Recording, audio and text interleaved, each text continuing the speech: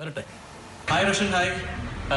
JB ജംഗ്ഷനിൽ വീണ്ടും എത്തിയല്ലേ? കഴിഞ്ഞ പ്രാവശ്യം വന്നത് നന്നായിട്ട് ഓർമ്മയുണ്ടോന്ന് തോന്നുന്നു. റോഷൻ ആദ്യമായിട്ട് കരഞ്ഞു കാണുന്ന ഞാൻ JB ജംഗ്ഷനിലാണ്. സോ ഇപ്രാവശ്യം റോന്നിനെ കരയിപ്പിക്കുന്നതിന് പ്രതീക്ഷയുണ്ട്. ഞാൻ ഈ എപ്പിസോഡും കാണുന്നതാണ്. പിന്നെ എനിക്ക് ഒരു കാര്യം അറിയാനുണ്ട്.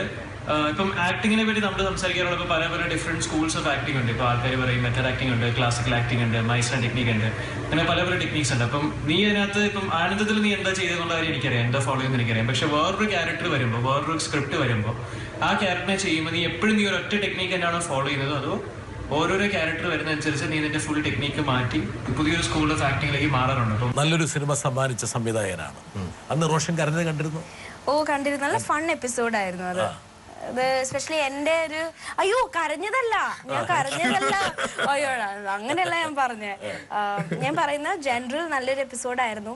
ആനന്ദം എന്ന് പറയുന്നത് ഇപ്പം ഞാനും ഒക്കെ മോറലെസ് സെയിം ഏജ് ആണ്. അപ്പൊ എനിക്ക് കണക്ട് ചെയ്യാൻ പറ്റുന്ന ഒരു മൂവി, റിലേറ്റ് ചെയ്യാൻ പറ്റുന്ന കുറച്ച് ഗ്രൂപ്പ് ഓഫ് ഗ്യാങ് ഓഫ് ആൾക്കാരുമാണ്. ഓക്കെ, എന്തായാലും അത് ഞാൻ ചോദിച്ചൊരു ചോദ്യം വേണമെങ്കിൽ ഒരു ചോദ്യം കൂടെ എടുത്തിട്ട് വേണമെങ്കിൽ നമുക്ക് ഒരുമിച്ച് ഉത്തരം പറയാം. എനിക്ക് ചോദ്യം ചോദിക്കാനുള്ള റോഷനോടാണ്. ആനന്ദം എന്ന് പറഞ്ഞ ഫൺ ഫ്രോളിക് ഞങ്ങളെപ്പോലെ കുറെ ഭ്രാന്തികളിലൂടെ അഭിനയിച്ചിട്ട് പെട്ടെന്ന് വിശ്വാസപൂർവ്വം മൻസൂറിലേക്ക് അഭിനയിക്കാൻ എനിക്ക് ചാൻസ് കിട്ടി. അപ്പം എനിക്ക് എന്താണ് ആ സഡൻ ട്രാൻസിഷനിൽ ഉണ്ടായ ചേഞ്ചസും അതിൻ്റെ എക്സ്പീരിയൻസസും ഒന്ന് ഷെയർ ചെയ്യാമെങ്കിൽ എങ്ങനെ തോന്നി? സീനിയേഴ്സ് ആയിട്ടുള്ള PT സാറും രാധാകൃഷ്ണൻ സാറിനോടും സറീന മാമിനോടും ഒക്കെ അഭിനയിക്കാൻ കഴിഞ്ഞാൽ എന്ത് തോന്നി? എങ്ങനെയായിരുന്നു എക്സ്പീരിയൻസ്? പിന്നെ മോസ്റ്റ് ഇമ്പോർട്ടൻ്റ്ലി എനിക്ക് വേറൊരു ചോദ്യം കൂടി ചോദിക്കാനുണ്ട്. വീണ്ടും ജോൺ ബ്രിട്ടാസ് സാറിൻ്റെ മുന്നിൽ വന്ന് ഇരിക്കാൻ കഴിയുന്നതിൽ എനിക്ക് എങ്ങനെ തോന്നുന്നു? കാരണം നമ്മൾ കഴിഞ്ഞ വർഷം ആനന്ദത്തിൻ്റെ ഇൻ്റർവ്യൂവിന് പോയപ്പോൾ നമ്മളെല്ലാവരും ടെൻസ്ഡ് ആയിരുന്നു. സാർ എന്ത് ചോദിക്കും ഇപ്പം ഇപ്പോഴും ആ ടെൻഷനൊക്കെ ഉണ്ടോ? വളരെയധികം സന്തോഷമാണ്, ഭാഗ്യമാണെന്നൊന്നും പറയില്ല. അതെൻ്റെ ഓണസ്റ്റ് ഒപ്പീനിയൻ പറയാനെനിക്ക് തന്നേനെ. ഇവന്റെ രൂപമൊക്കെ മാറിപ്പോയല്ലോ. അവൻ വെളിപാടിന്റെ പുസ്തകത്തിൽ അഭിനയിച്ചുകൊണ്ടിരിക്കുക. അത് ശരി. ലാൽ ജോസ് സാറിന്റെ കൂടെ ലാലേട്ടന്റെ കൂടെ അഭിനയിച്ചുകൊണ്ടിരിക്കുകയാണ്. രണ്ട് ചോദ്യങ്ങൾ സമാനമായിട്ടുള്ള ചോദ്യങ്ങളാണ്. ഒരു സിനിമയുടെ പ്രത്യേക സ്വഭാവത്തിൽ നിന്ന് അതിൽ നിന്ന് യാതൊരു ബന്ധമില്ലാത്ത വേറൊരു സ്വഭാവത്തിലേക്കുള്ളൊരു മൈഗ്രേഷൻ. അപ്പൊ ഏത് എക്യുപ്മെന്റ്സ് ആണ് ഒരു പക്ഷേ താങ്കൾ മാനസികമായിട്ട് എടുത്താണ് ഉദ്ദേശിച്ചത്? ഗണേശ് ചേട്ടൻ ഭയങ്കര തിയറിറ്റിക്കലായിട്ടാണ് സംസാരിച്ചത്. കാരണം ഞങ്ങൾ ഈ ടോപ്പിക്സ് ഒരുപാട് പണ്ട് ചർച്ച ചെയ്തിട്ടുണ്ട്.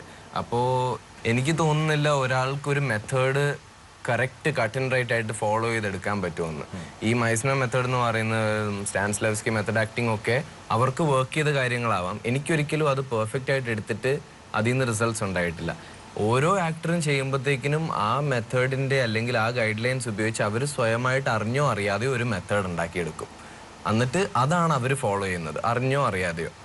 ആദ്യം ക്യാരക്ടറിന്റെ ശരീരവും ശബ്ദവും ഉണ്ടാക്കിയെടുക്കും. പിന്നെ എന്തോ ബിരിയാണിയെല്ലാം കഴിച്ച് ശരീരം കുറെ കുത്തി നിറച്ച് കഴിച്ചിട്ടാണ് ഞാൻ ഇത്തിരി ഒന്ന് ബ്രോഡായത്. അതായത് വീണ്ടും കുറച്ചതല്ല, കുറഞ്ഞു പോയതാ. എനിക്ക് ശരീരത്തിൽ തടി നിൽക്കാൻ ഭയങ്കര ബുദ്ധിമുട്ടാണ്. മൻസൂറിന് ലിറ്ററലി ഞാൻ എല്ലാ ദിവസവും വിശപ്പ് അടങ്ങി കഴിഞ്ഞിട്ട് പിന്നെ ഒരു ട്രിപ്പും കൂടെ കഴിക്കുമായിരുന്നു. ആ ഒരു സൈസിൽ നിൽക്കാൻ.